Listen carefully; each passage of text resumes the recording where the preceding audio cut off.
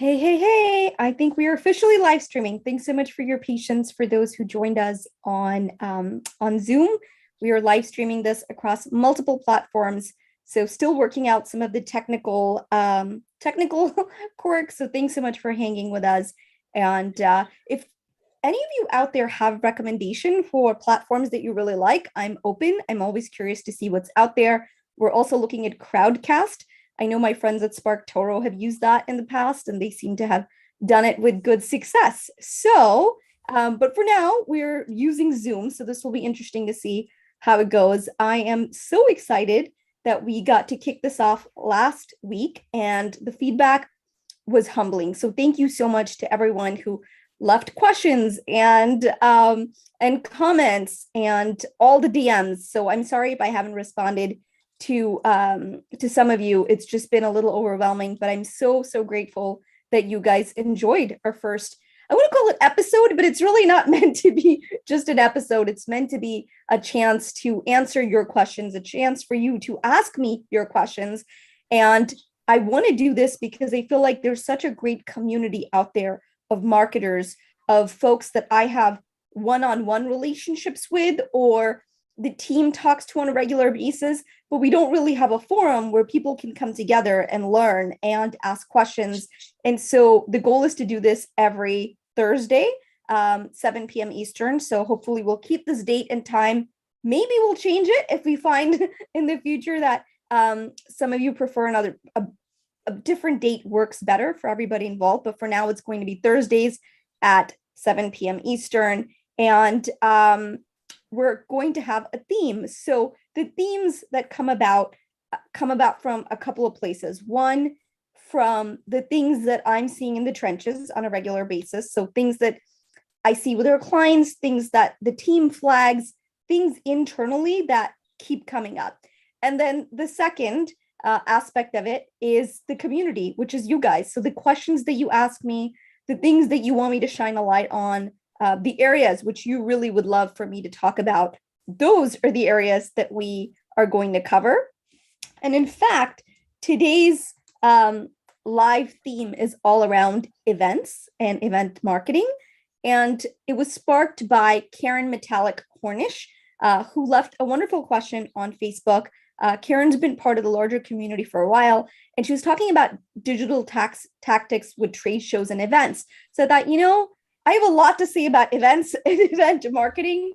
So let's talk about that. Let's talk about events and how the world of events and event marketing has changed dramatically given the pandemic. I won't get into too much of learning from history and how we jump forward. If you guys are interested, on the podcast in the last episode, I talked a lot about why the pandemic has brought about certain changes in how we work and why I didn't think that those changes were going to go away anytime soon. So today specifically, we're looking at events, and anybody who's been in the B2B world, or if you did, really as an attendee of any event, we've all felt it, right? The last 2 years, the event space changed so dramatically.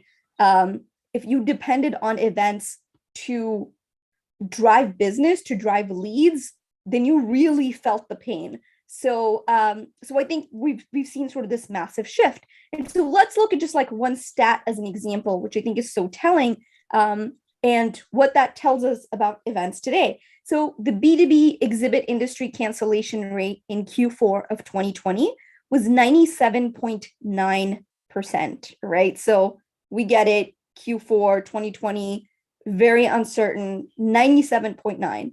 Now Q4 of 2021, so just this past year, 12.5%. And so what this tells us is that people are back to, they're back to whatever, the new normal, new reality, whatever you want to call it. But really, we're ready for live events. I think the hunger is there. You look at airlines, and what the data shows us there is that despite, just crazy gas prices right now across the board and inflation and so forth, with fuel surcharges, people are still ponying up the fees for travel. So all this pent up demand people are ready to connect. So your prospects, your customers are ready to connect with you. So live events are going to come back, which is wonderful. I think for anybody who's working in the event space, this is a welcome boon. But the last 2 years have really changed how attendees view events, the ROI on standards. The ROI standards in general for event marketing are so much different and higher than ever before. Now, this is, at Zen Media, we do a lot with clients when it comes to event marketing, whether it may be they're going to a trade show and they need to understand how to make the most of it and leverage that fully, do their own event, whatnot. We helped multiple clients during the pandemic with their event marketing, especially as they pivoted. That was a big word, pivoted in what they were trying to do. And I remember for one client with Forbes 8, we pulled off a digital event in 2 weeks, maybe even less. And the attendance, the RSVPs, and just the numbers beat out any physical event the client had done before. And so, people aren't going to forget this. Marketers, businesses aren't going to be like, let's just forget about that, because it forced companies to see that remote could be a great option. So I think before, when most marketers were looking at it, they said, well, we can't go to this annual trade show, so I guess we go remote. What do we do? And I think many marketers were kind of blown away that so many people accepted their invites. They came to live events. They had such great turnouts. People engaged. And I think as attendees, as kind of on the customer side of things, we realized that they could be really valuable. And so all of us, even the most non-tech savvy person got some level of comfort with technology, attending events. So the bar is really, really different now. And so, what I think is interesting is as we move forward, we are going to see more in-person events. I know this because as a keynote speaker, so one of the other hats that I wear, I've seen a lot of requests come in for events. So even globally, I'm going to Australia in August. And so I've seen a lot of events that are coming back into the fold. And so to me, this is always a sign, right, that things are starting up again, and people are getting excited about, and they feel more certain about the event space, about doing things. And so, but I think there's going to be some key differences. There's a recent report that was released by, I think it's the CMO Council, but I'll give you a couple of stats that it really stood out for me. 60% of marketers said that restarting in-person hybrid events is important, even critical. So we think more and more marketers are realizing, hey, we need to continue events at some level. Being able to connect with our community is key. Again, last episode, I talked so much about community. I think it's going to be crucial. And for me, it's always been very important to walk my talk. And so when the team, and the Zen team, by the way, is amazing and is so supportive of all these things. You guys see me on camera and on screen, but it's really these guys who make it all happen behind the scenes. And so as we're talking about things, one of the things they flagged for me is we talk about community, but how do we walk that talk even more? Hence, we started this channel, right? It's not magic, it's marketing. So let's not treat it like that, and let's use it for the way it's meant to be used. And so in whatever way, I think you're going to see more and more events and hybrid events, and I'll talk a little bit more about that. 65% of these marketers said that learning over the last 2 years will lead to a holistic view of events that are better aligned to marketing outcomes. And I can't tell you how happy I am to hear that, because I do think that a lot of marketers who looked around and said, hey, what are some different types of things that we can try, rather than go to the same trade show we've gone to or do the same things and get the same booth? How do we keep it interesting? And so many companies had never even stopped to say, is this worth our time? This thing that we've been doing? Because it's just become historically, we go to this event, right? Fill in the blank, whatever it is. Historically, we go to CES, South by, NRA, whatever the industry conference is. But this really forced people to say, well, should we even consider having our own event? Can we provide more value and be the host? So there's so many different ways that I think the pandemic forced us to think about events and event marketing. And then 71% of marketers are experimenting with new event formats. This is also something I'm seeing, again, both from my experience as we work with clients on the Zen Media side and as a keynote speaker, because I see agendas for conferences and events. And in fact, I just saw an agenda and I thought this was so creative. There is a self-care yoga session worked into the conference. And I thought this is brilliant. So things like that, I think, finding more sort of unique ways to connect with the community, to make events more engaging. So it would be an understatement to say that creativity is going to be more in demand than ever before. This is where I think it really separates great agencies from perhaps the average ones. Is great agencies are giving you these ideas, they're engaging with you, they're bringing you things that you can do. And not all those ideas are going to be a hit, but I hope that one of the things we learned from these past 2 years is also how important the spirit of experimentation is and trying things, because you just don't know. I've looked at things, and I will tell you, when the team brings me ideas, sometimes I'm like, guys, I don't know, is this advanced enough? And they're like, yes, this is, trust us, Shama, this is great. And most of the time I have enough sense to trust the team, and I'm always blown away because they're right. And so, having that data speak for itself and trying different things, I think being open to experimenting with your events and not feeling like it's the end of the world. So I will continue to stress this, and this is the hill I will die on: progress over perfection every single day. I mean, even with this, doing this live, is it, are there glitches? Are there technical issues we're working out on the back end? Sure. Is it perfect? Right now I'm here, the lights are kind of strewn about. I did an earlier event, so the lights are set up from that. It's not perfect, right? But we're going to continue to tweak. And so, but my goal to connect with you guys and have a chance to answer your questions, that remains unchanged. So that's what I'm excited about. And I hope that I'll look back on this second one when we have the 100th one and say, wow, look how far we've come. So progress, this is really the mantra across the board. All right, so let's look at a couple of strategies, my predictions for event marketing, things that I think will really help you as you think about events, as you think about event marketing. One of the things I always encourage people to think about is think about your event in terms of pre, during, and post. By the way, this is also true if you're attending an event or you're hosting. This is the same. But having game plans is, especially for before and after, are so important. They can sometimes actually outweigh the actual event, because the buzz that you build from doing something exciting, from getting people to talking about your whatever it is, right, your event, and then post.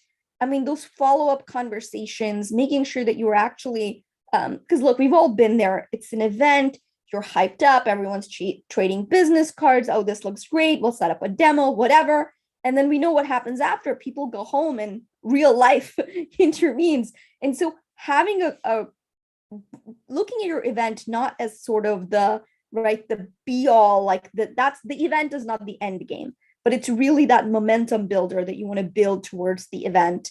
I don't know if many of you know this, but Stephanie Chavez, who is president at Zen Media, is one of the top 1% of event marketers in the world. Like literally, I didn't know this, but there's the certification that she's part of. She is, I believe she's going to be speaking at Exhibitor. So if you go to Exhibitor, say hi to her. She's quite the popular figure in the event marketing world. She even has formulas, which I won't share with you today because frankly, it's a lot to convey over live. But if you ever want to chat event marketing with her, she will totally geek out with you.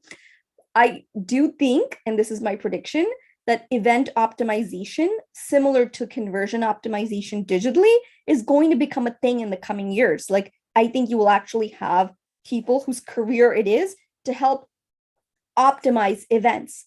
And so now you may think, like, isn't that event planners? No. So let's talk about that. Event planning and event marketing are two separate roles. Event planning is a gift. And I say a gift because I have the privilege of working with some amazing event planners, because I speak at so many events around the world and I see people who are strong and smart and just not daunted by anything. I mean, I hope that in my next lifetime, I have the heart of an event planner because these guys are, I mean, they'll just handle anything you throw their way. And it has me, I'm envious of most event planners. But these guys are not marketers. Event planners, their job is to make sure that the attendee experience is outstanding. It's aligned with companies' goals for the events. Think about it this way. If you think about wedding planners, right? You could have the best wedding planner in the world, but they can't make your guests come to the wedding. They just, the guests have to want to come to the wedding.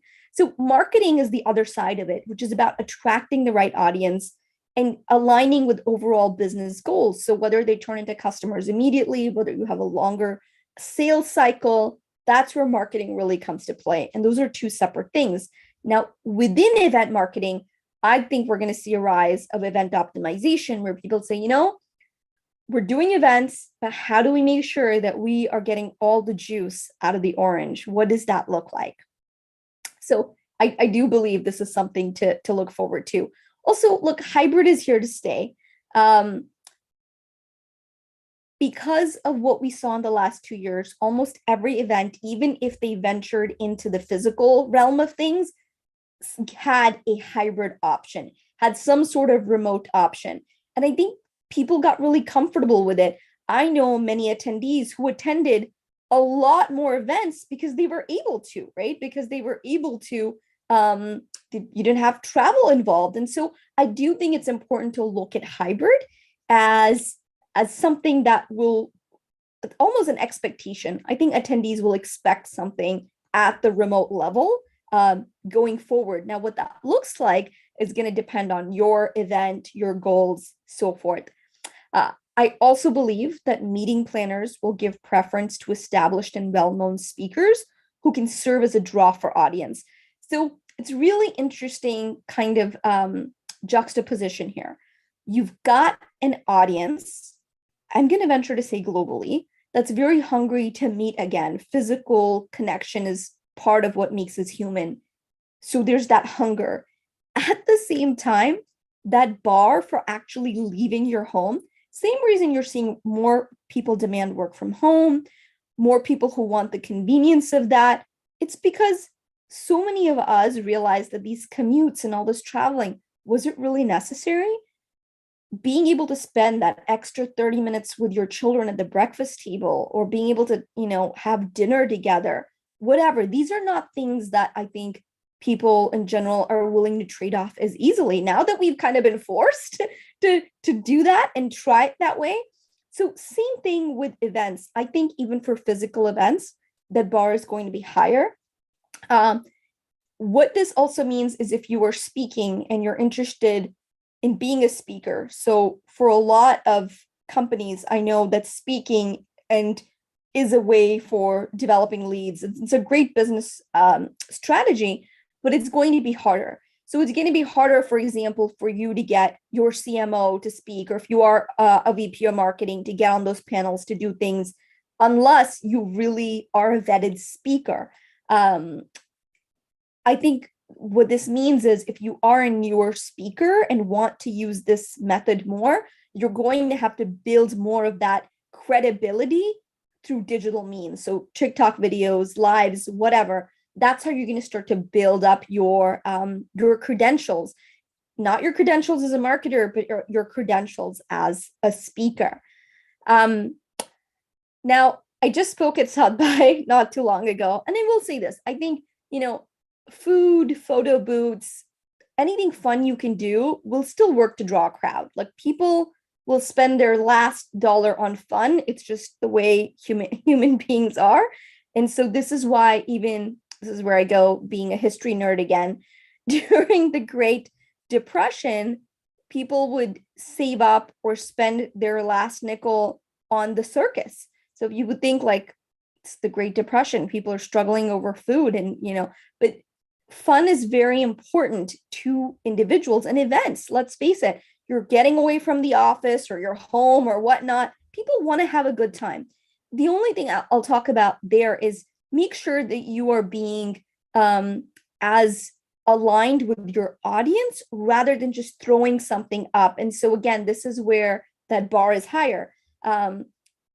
In the past, I've seen like red carpets with a pop-up background, right? So this may have worked, and you'd still get some amount of folks. But think about maybe offering cool new headshots by a famous local Instagram photographer or something unique. Now, this is going to be much more aligned with most folks' audiences that are at least watching this or listening to this. And the other thing I'll tell you this, as you're doing these events, if you're going to invest the time to do a physical event, please, please, please don't cheap out on this stuff. So I'm just amazed. People will spend $250,000 on a trade show exhibit and then will balk at spending a few grand at hiring that photographer or doing something that would actually be the thing that drives the crowd. So, just make sure that you are, as my father-in-law likes to say, don't let a nickel hold up a dollar. So I'm not saying it as cool as he does, but it's just very important.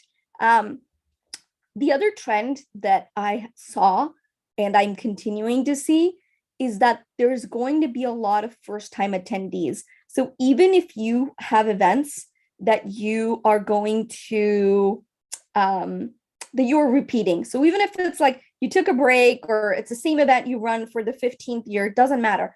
What I find fascinating, even over the years, as I've been invited back to keynote at the same events, and I have to say, like, I have a very special space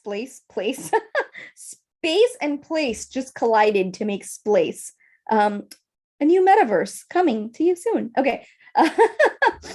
Splace. So it, sorry.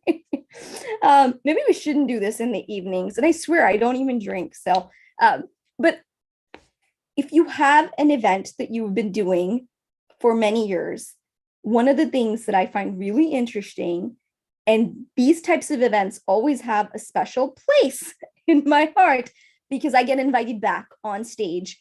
And I'm so grateful for that. I'm always grateful when I get the initial opportunity, and I just feel like that gratitude doubles when someone feels like there was enough value that they invite me back. And I always ask how many people have heard me speak before, because my goal is to make sure that I always deliver for the audience, whether they've heard me speak before or not, that they get something out of it, which is my goal here too, by the way. Speaking of which, leave your questions in chats wherever you're watching this. This is currently being live streamed to over 1 million folks. So I promise we do our best to try and grab all those. If you're listening to this on the podcast, please go ahead and send me a DM on LinkedIn. Reach out to us. I would love to answer questions you have in a future episode.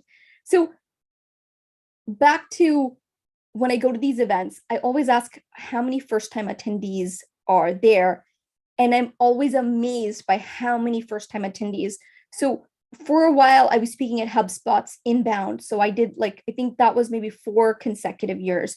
And every year I would ask how many first-time attendees, and half the audience were first-timers, which just blew my mind because there were almost 1,000 people in that audience, and half of them had never been there before.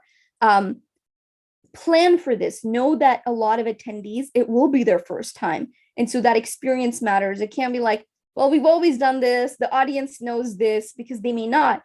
LinkedIn has research that shows, and I can't believe this is like the most underrated stat ever. 40% of their entire membership base changes job title, seniority, and industry every 4 years.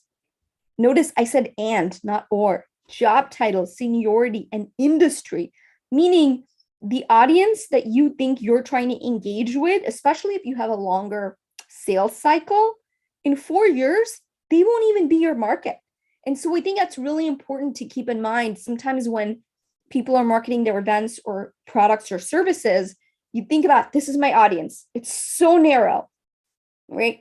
But it really behooves you to go broader and do certain things that create awareness even outside your marketplace, because your current population, your current ICP, your current group, 40% of them are not going to be the same in 4 years. And 4 years happens way quicker than most of us realize. So plan for that. Know that there's going to be a lot of first-time attendees. Now, one of the questions that I know I've already gotten is around the metaverse, right? So events taking place in the metaverse will definitely be a thing. In fact, I think the events that happen in the metaverse early right now have a key advantage because there is a novelty factor. People are excited. Do I think it's a good idea? Yeah, I think it's a great idea. I think anything that gets you buzz and attracts attendees and gets you visibility and attention and allows you to reach your audience in a relevant way, I'm all for. There's so many different platforms now.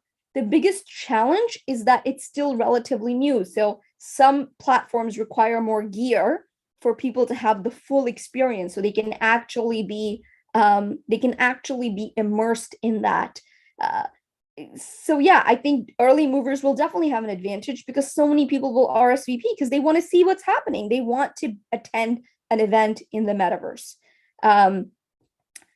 Part of, I think, what's also really interesting in the event space is if you combine influencer marketing and event marketing. It's just a killer strategy. And I've talked a ton about how much I love Squarespace, who worked with Zendaya on their Super Bowl launch. And, I actually called it the Zendaya method. And it's in the podcast earlier. If you want to go back and look at it, you can Google it and find the blog post and read about it. But I called this the Zendaya method because it's about taking something that's already trending and being able to really connect to that in a strong way. So when you type in Zendaya's name, Google automatically gives you an autofill of Squarespace. That is the power of a good brand partnership.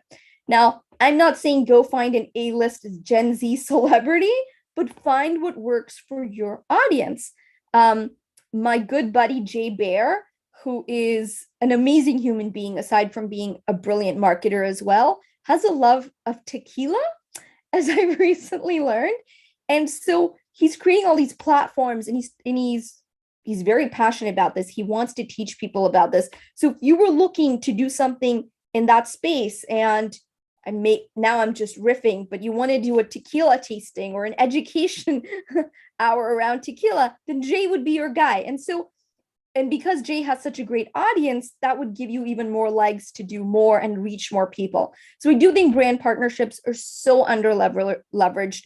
Klarna, which is a fintech, teamed up with Lady Gaga to create Creator House in LA not too long ago. And I thought was brilliant because how many fintech companies team up with a major pop star?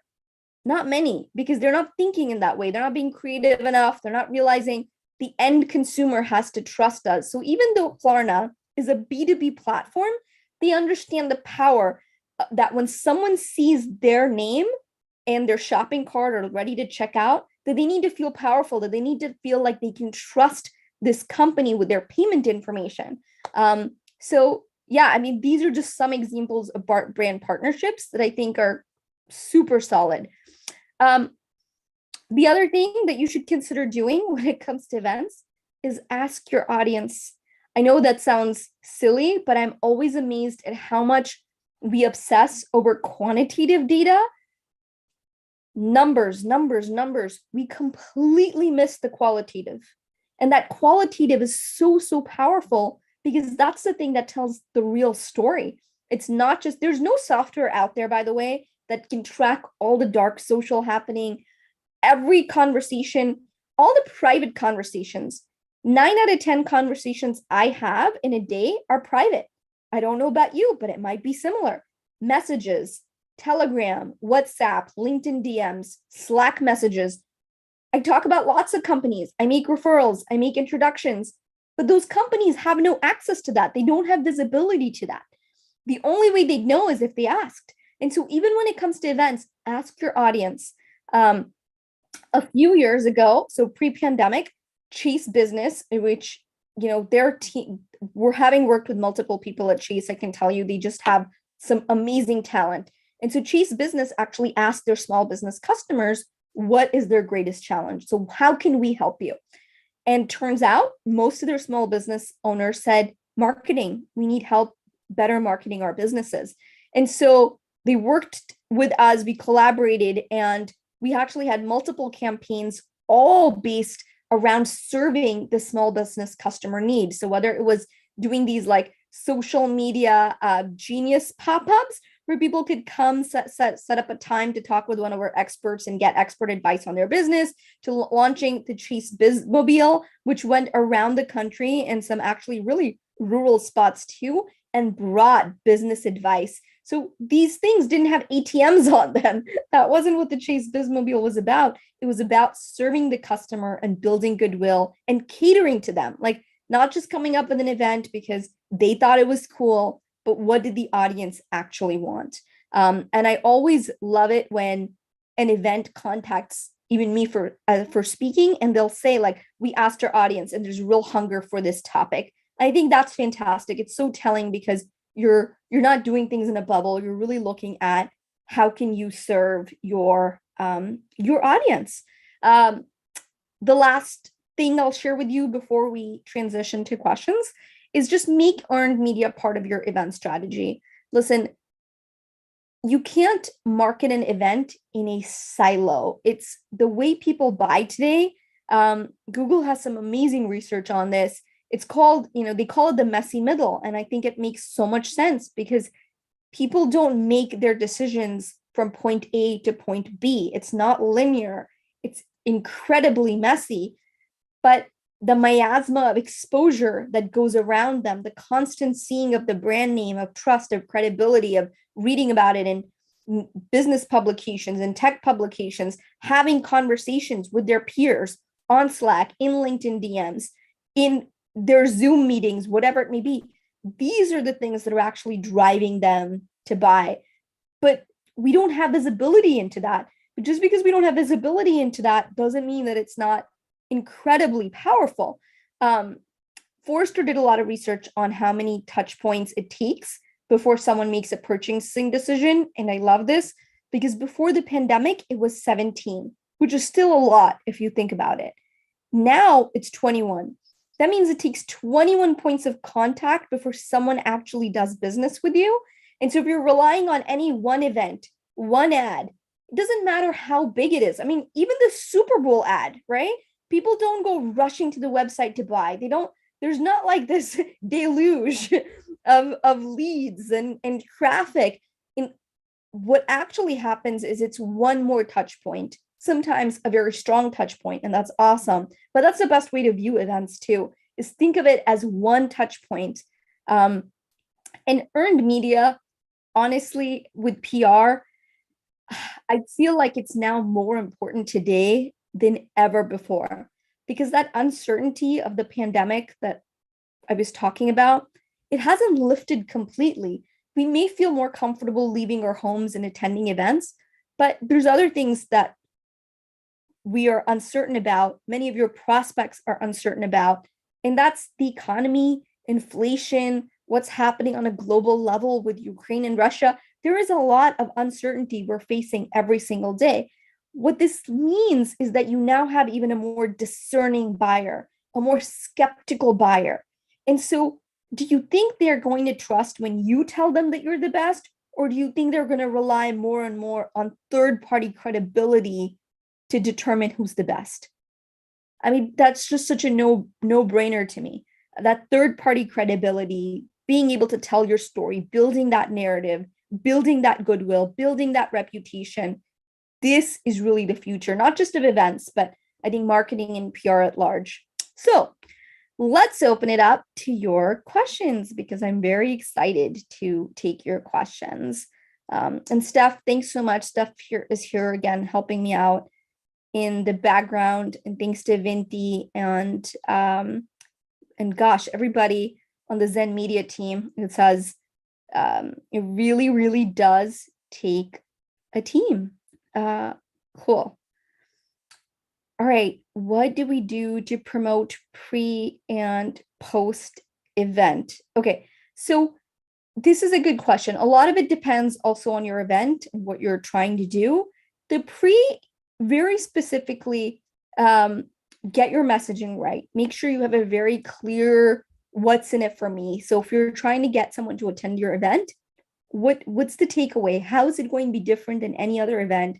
What's, even if it's you're at a trade show, how do you attract people? PR. I mean, I'll continue to trust PR as a great pre-event strategy. Even if you're at a trade show, part of being or doing a good job is the difference when someone meets you at the event and says, I've heard about you guys. Man, you're really everywhere right now. And that event is the 18th touch point or the 19th touch point. You don't want the event to be the first or the second or even the fifth touch point. You want to make sure that the audience, just like when if you would do any type of advertising or cold calling, whatever, a warm lead is much better than a cold lead. So having someone already have a certain level of warmth towards your brand, have some affinity, in an ideal world, maybe even look forward to you being there and connecting with you. These are the things you're really aiming for when we talk about pre-event marketing. Post, of course, is incredibly important, from nurture sequences to following up with media. I can't tell you how many times we've had a client who's attending an event and we let the media know whatnot. And the media says yes, but for some reason they can't connect. And they say, oh, I'm so sorry. I really was excited about this client. And then post, they'll actually end up doing a bigger piece on them or something more exciting than they would have, even if they met them at the event, because we're following up, because they feel like, oh, I said I wanted to connect with this person and I couldn't or whatnot. Or a lot of times it's the start of that relationship with that reporter. They're excited about whatever you shared, having that face-to-face time. There's so many ways for you to engage with the right influencers as well. One of the things that I always love as a strategy is to do a dinner, a dinner and invite some of the influencers or the community that you really want to have kind of a VIP access or VIP time especially if you're at a big event. That works so well because now you've carved out time to be able to actually engage with people one-on-one and have created sort of a warmer, more intimate forum. So this works really well if you're at a big event and there's a couple of folks that you really want to meet, by hosting sort of that influencer dinner, sort of this meet and greet. These types of things work really well. Twitter actually does a great job, not just as a media platform, but at South by every year they host a brunch and they call it the Power Women Brunch. So this past year, time is so funny right now, literally last month, they had the Power Women Brunch and I was there, and they had custom totes, and they had a stage, they had Mark Cuban speak, and they had a booth for Twitter Spaces. So you could actually go live and do a Twitter Spaces from there. So there's just so many great ways to actually connect with your audience. Part of it is the actual event, but so much of it is the pre and the post. So great question. Let me see. Sorry, I'm going to do my best to get through all these questions. Here's a question about what's your take on Web3 for businesses? And how that translates to event marketing. So the metaverse and what I'm talking about there, I think we're still a few years out where that becomes the norm. And that's why I said I think there's definitely a early mover advantage there for people who want to, if you want to get a lot of attendees right now, doing something on the metaverse is just a good idea because you will attract more people. There is a novelty aspect to it. The thing about Web3 and the thing that I'm not a big fan of is forcing it as if it's a tool to be used, regardless of whether it fits in need in some way. So for example, NFTs are great when there's but there's a time and place for them. What I see a lot of companies doing is we got to just create an NFT. We got to do something on the blockchain.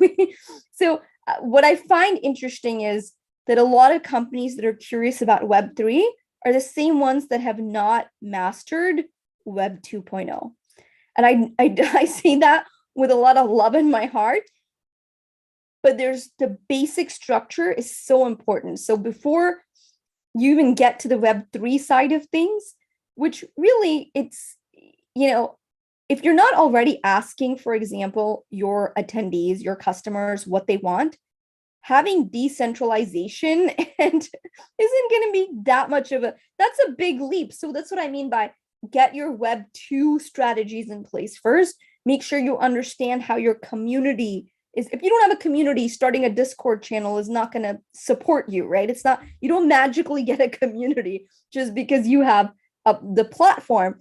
And so I think that there's some really cool utility for Web3 that has, yet to be fully realized. But I'm always a little hesitant to give kind of tactics and more strategies around that when I feel like there's so much more low-hanging fruit that doesn't involve the blockchain, that doesn't involve blockchain developers, that doesn't involve, crypto and DAOs and NFTs that the majority of this audience listening to has yet to take advantage of all of that. So I guess what I'm trying to say is I'm a little shy of having you chase after the next thing because it's a shiny object, it's something cool, if you don't have all these other ducks in a row. But if you're curious and would like me to talk about the metaverse more and how that, and maybe do a future episode on that, I am more than happy to do that. All right, how do we choose what to do, hybrid, physical, or virtual? So as I mentioned, I think hybrid is going to be an expectation. Now, at what level you do the hybrid is up to you. So it may be that they get access to something special. There's, beyond just like, here's the slide decks from the speakers. How can you continue to help them network or do something creative? So I think there's an element of online with the physical is going to be an expectation.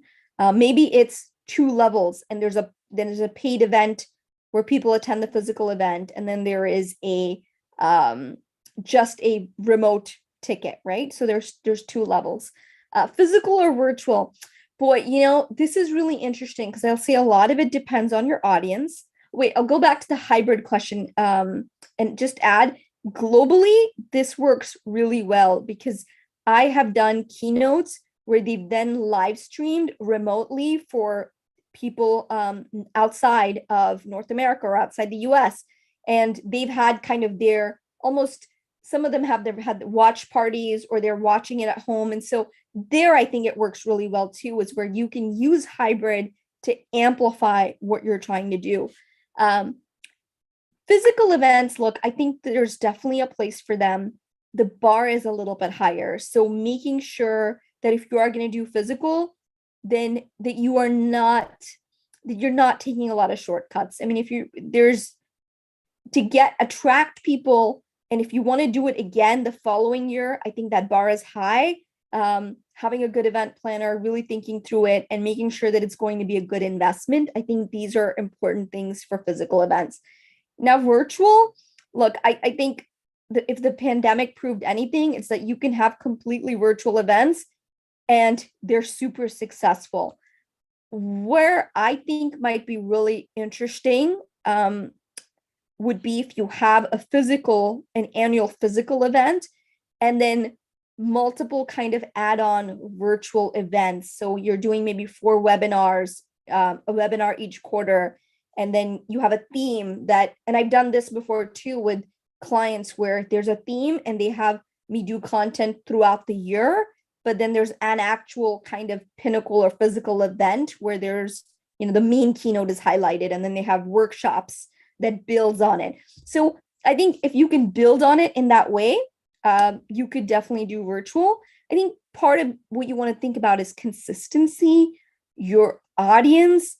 If you're not sure about a format, virtual obviously is less lift, right? In the sense that it's not going to be as expensive as a physical event. So if you're curious about trying out a format, then that's definitely the way to go. For virtual events, how do we make it more exciting than a glorified Zoom? You mean you're not loving this? Look, I'll say this because you guys always know me to be very honest and straightforward. It's not the platform, it's the content. People will watch Netflix. There's no interaction there, but they sit and watch, they binge watch. Perhaps you binge watch shows or hours, on end, week like hours, days worth of content. So I'm always a little hesitant when people say, oh, it's a glorified Zoom. And it's rarely the platform or rarely like, hey, someone is speaking to me. It's relevancy and content. So if you've got an all day, let's say Zoom, if you will, but you have great speakers and they're providing value to the audience, that audience leaves with a notebook full of notes. I mean, I've seen it. I haven't heard people say, oh my God, I wish that it had been more interactive. I think as long as there's value there, that's so I would say before you start looking for, how do we make all these toggles happen? How do look at television. I mean, people watch TV. You look at morning shows, you look at they all follow a format, they keep it interesting. But I think this sort of misconception that things need to be constantly engaging, meaning we have to interact and do things, is just that. It's a misconception. I don't believe it actually impacts the value that someone gets out of an event. So, thank you, boys and girls, for joining today. This was a lot of fun. I know we have a lot more questions. I will tell you what, I'm going to share these questions with our head of content, Megan, who's amazing at Zen Media, whose team runs our Zen Media blog. So if you haven't already, check out our blog, subscribe. They've got lots of great content there. And I will ask the team to address some of these questions in upcoming blog posts and content. I will do my best to address these in future episodes. I'm sorry, just the sheer number of questions, we just won't always have time for all of them, but I promise I'll do my best. And the team certainly does their best every day, for which I'm so grateful. We will share these questions with them. And so look out for that. And like I said, if you really want to geek out about event marketing, message Stephanie Chavez on LinkedIn. She loves the stuff. She has formulas for ROI on events. And so she's your girl. That's who you want to talk to. Thank you guys so much for attending. It means the world to me. And I will see you next Thursday. Same bat channel, same time.